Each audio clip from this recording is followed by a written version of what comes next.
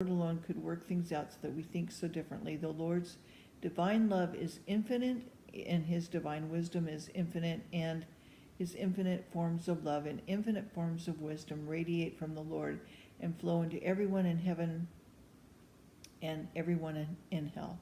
From heaven and hell they flow into everyone in the world. This means that none of us can lack the ability to think and intend, since infinite forms are everything infinitely. The infinite things that radiate from the Lord flow in, and not only in a general way, but in full detail, since divinity is all-inclusive because of those smallest details, and the divine smallest detail, are what we would call the totality, as already explained. Further, every divine detail is also infinite. We can tell that this is the Lord alone who makes each of us think and intend in keeping with our own natures and in keeping with the laws of providence, God's rule. I have explained in Divine Love and Wisdom, the book, that everything that is in the Lord that radiates from the Lord is infinite. Evil people are constantly leading themselves into evils, and the Lord is constantly leading them away from the evils.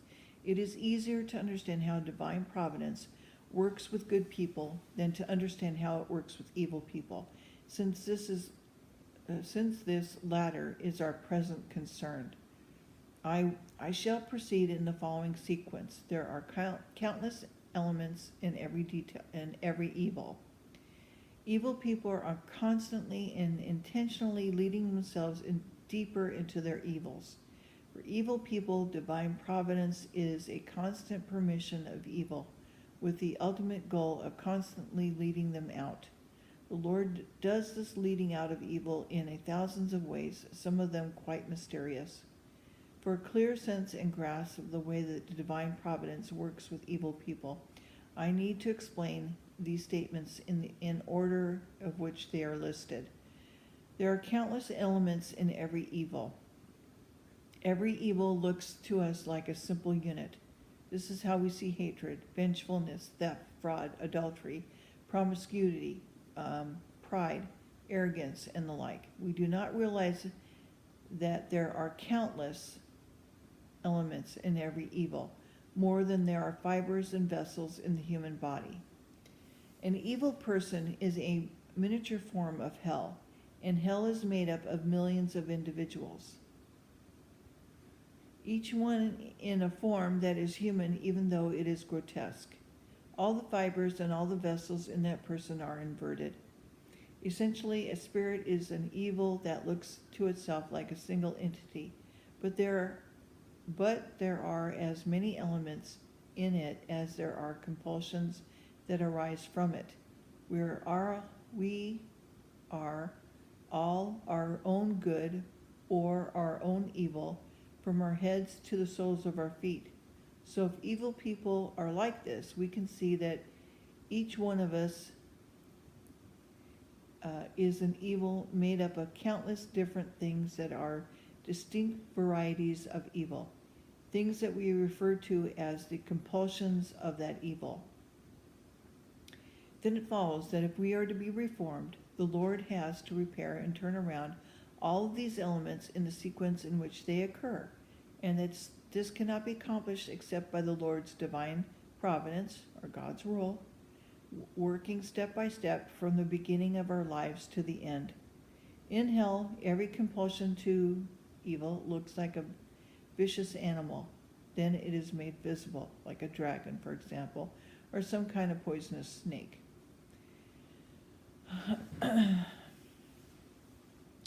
Some kind of owl, and so on. This is what the compulsion of our own evil looks like when angels see them. All these forms of compulsion have to be turned around one at a time. The task is to take people who in spirit look like gargoyles or devils and turn them around to look like beautiful angels. And each single compulsion has to be turned around so that it looks like a lamb, a sheep, a dove, a turtle dove. This is what the desires for good of angels in heaven look like when they are made visible. changing a dragon into a lamb, or serpent into a sheep or an owl, into a dove, can only happen gradually by uprooting the very seed of the evil and planting good seed in its place. This has to be done in a way a scion is grafted into a tree that is nothing but some roots and a trunk, even though the branch that has been grafted gets some sap from the old root and turns into good juicy fruit.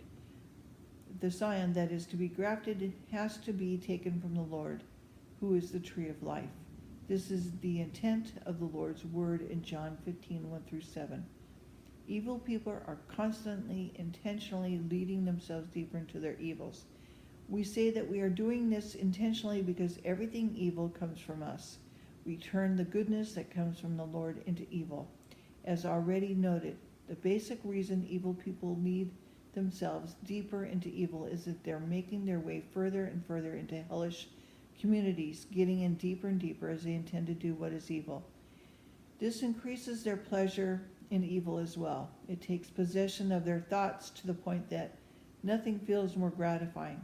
Furthermore, when we have made our way further and deeper into hellish communities, we are wrapped up in chains, so to speak. Though as long as we are living in this world, we do not feel them as chains. They feel like soft linen or slender threads of silk that we like because they caress us. After death, though, the softness of the chains turns hard and the caressness starts to chafe. As we consider theft, robbery, plunder, vengeance, domineering, profiteering, and the like, we can recognize this growth of the pleasure we find in evil. Do not the people who are committing these evil feel surges of pleasure as things go well, as obstacles to their efforts vanish? It is well known that thieves get much pleasure from theft, that they cannot stop stealing. Strange as it sounds, they love one stolen coin more than the 10 coins freely given. It would be the same for adulterers if things were not so arranged that the power to commit this evil decreases as it is abused. Still, though, for many people, the pleasure of thinking and talking about it is still there, and if nothing else, there is the instant urge to touch.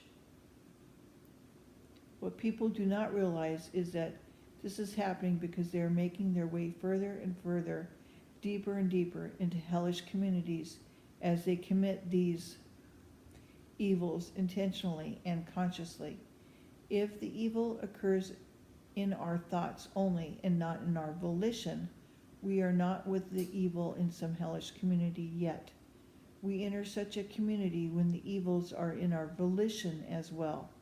If at that time we are also conscious that this evil is against the laws of the 10 Commandments, if we regard these laws as divine and still deliberately do it, this sends us down so deep that the only way we can be rescued is by active repentance. We need to realize that all of us in spirit are in some community in the spiritual world, in a hellish one, if we are evil, and a heavenly one if we are good. Sometimes we are even visible there when we are deep in meditation. Further, just as sound and speech spread through the air in the physical world, desire, thought spread out in the communities in the spiritual world. There is a correspondental relationship here because desire answers to sound and thought to speech. Desires answer to sound and thought to speech. Evil people, divine providence, God's role, is a constant permission of evil with the ultimate goal of constantly leading them out. The reason divine providence is a constant permission for evil people is that nothing can come out of their life except evil. Whether we are devoted to good or evil, we cannot be devoted to both at the same time, or even alternatively, unless we are lukewarm. And this is not the Lord who lets evil living in our volition, and from there into our thought. It is we ourselves. This is called permission. Now, since everything evil people intend and think is a matter of permission, the question arises as to what divine providence is in the situation. The providence that we say is at work in the smallest details within us, within all of us, evil and good alike. Divine providence consists of the fact that it is constantly allowing things to happen for a purpose and is permitting only things that serve that purpose and nothing else.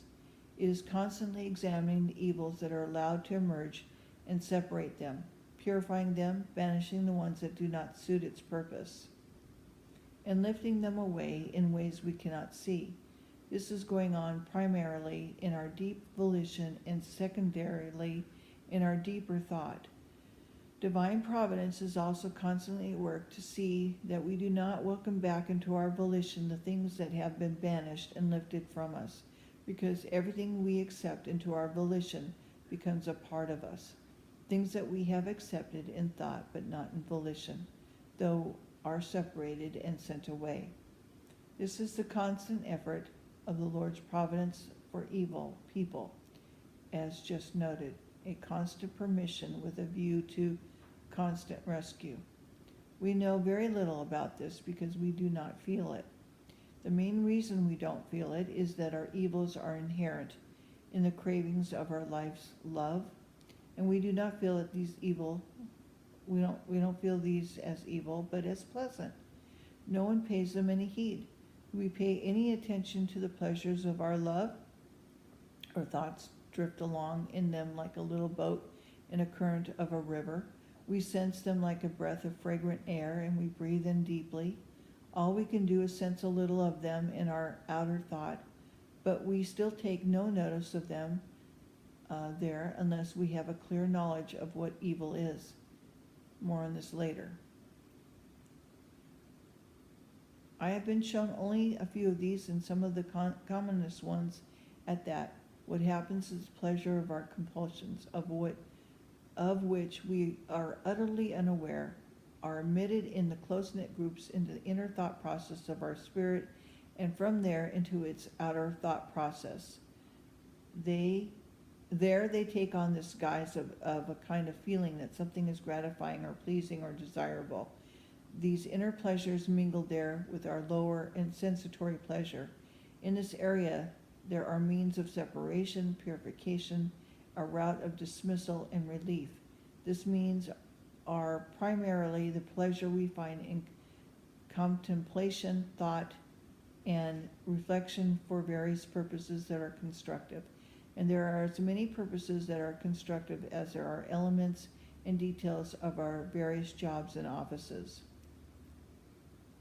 There are also just as many constructive purposes as are attractive thoughts, and how we can seem to be civic-minded and more moral individuals and spiritual individuals, as well as some unattractive ones that intrude themselves, because these pleasures are effects of our love in our outer self. They serve as means by which the pleasure of the compulsions to evil of our inner self can be separated, purified, excreted, and withdrawn.